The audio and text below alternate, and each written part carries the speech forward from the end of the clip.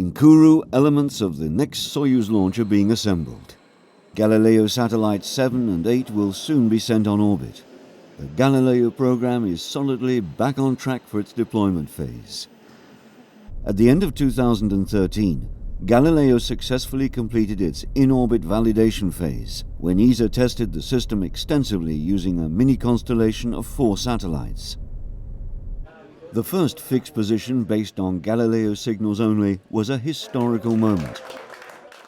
And the results of the test campaign on roads, at sea or in the air showed that the system design was good and sound, opening the door for the deployment of the rest of the constellation.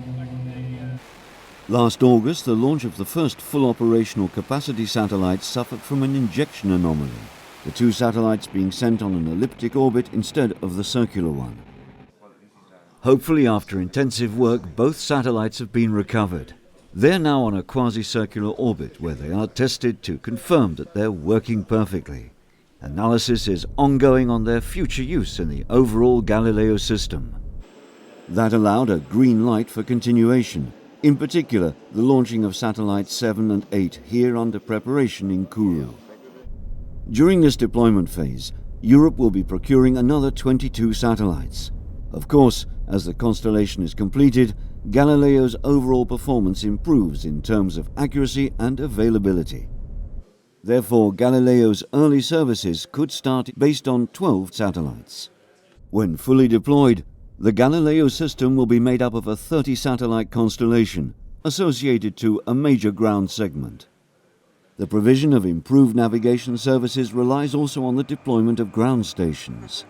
The Galileo system is controlled in space from 2 centers, one in Oberpfaffenhofen, Germany, which mainly manages the satellites, and one in Fucino, Italy, where the navigation message is generated and uplinked to the satellites via a network of remote stations distributed worldwide. The satellites then broadcast the navigation signals, including the latest message prepared by the ground segment. During this deployment phase, both centers are being upgraded so they can act as backup for each other. With the successful in-orbit validation phase and the ongoing deployment phase, and now the 2 Galileo satellites launched last summer showing they work properly, Europe's Galileo program is well on its way. ESA and the European Union are taking another step forward in completing the Galileo constellation and offering navigation services to the users.